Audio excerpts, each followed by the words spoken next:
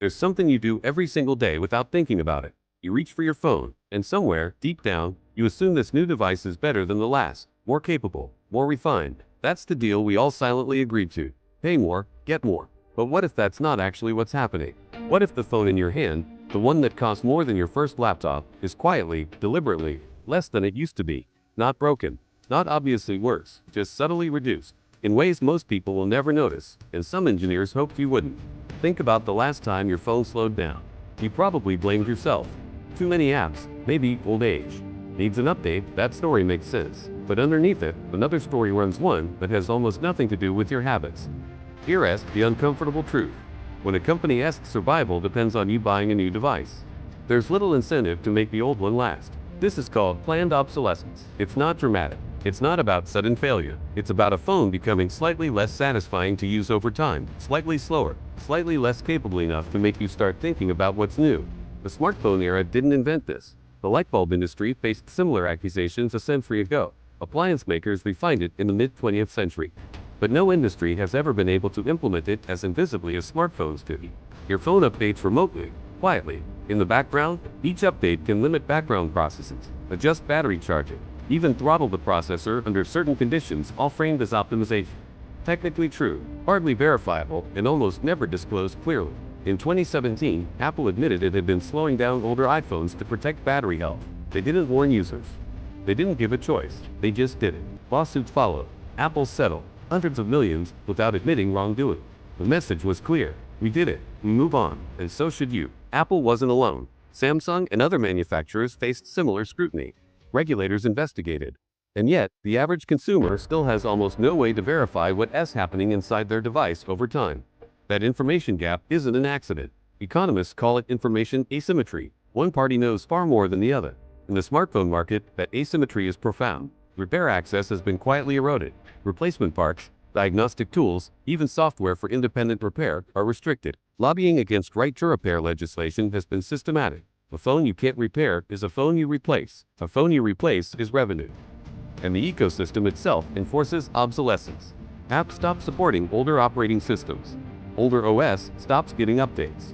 Security risks rise. Upgrade becomes the only safe choice. Planned obsolescence isn't always in the hardware. It's embedded in software, policies, and practices. Almost invisible. None of these decisions are necessarily illegal. They are business choices, individually defensible, collectively producing a market where you pay more for less. And trust, the thing that makes consumer relationships work, is quietly undermined. Not with scandal, not with dramatic failure, but in small, almost imperceptible steps.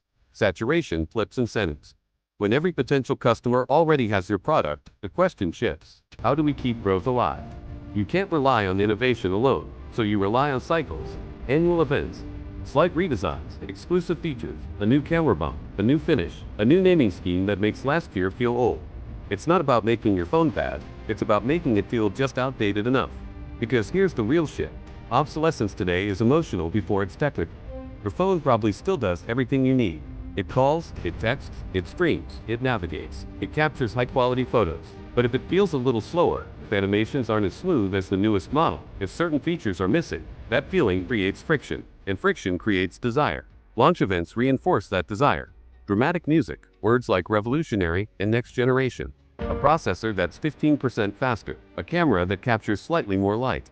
Technically impressive, but when was the last time your phone fundamentally changed your life? For most people, that moment happened years ago. Since then, improvements have been incremental, polished, refined, and when genuine leaps slow down, the marketing must work harder. Design becomes psychological. Colors shift to make older tones look dull. Camera layouts change, so last year's model is instantly recognizable as old. Software features are labeled as hardware dependent even, when older devices could likely handle that.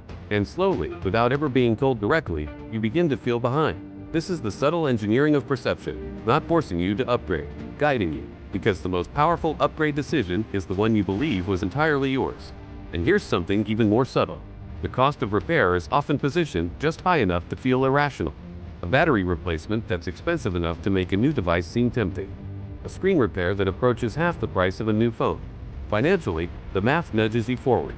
Environmentally, it pushes waste upward. Globally, millions of devices are discarded each year not because they stopped working, but because they stopped feeling current. Electronic waste grows. Rare earth materials are mined. Supply chains stretch across continents, all to maintain a cycle that depends on shortening satisfaction.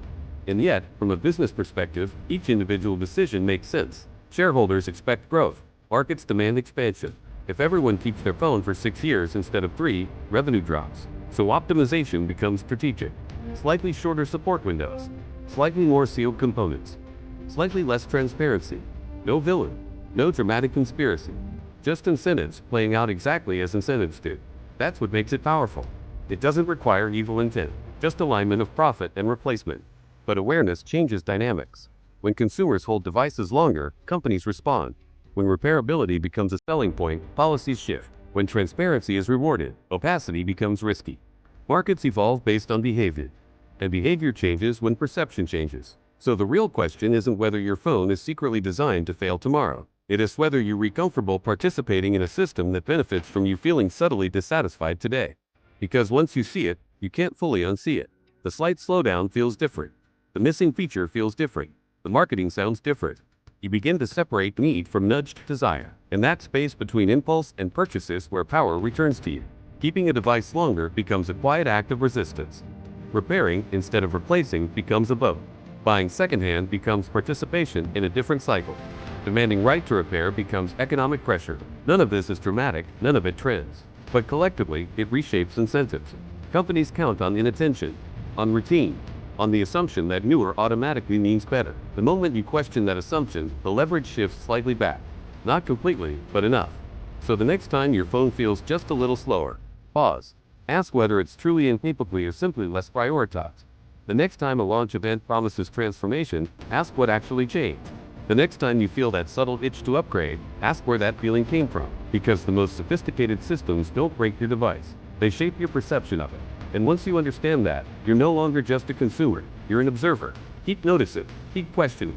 Because the answers aren't hidden in secret rooms. They're embedded in incentives, updates, and expectations. And the more aware you become, the harder it is for less to be sold to you as more.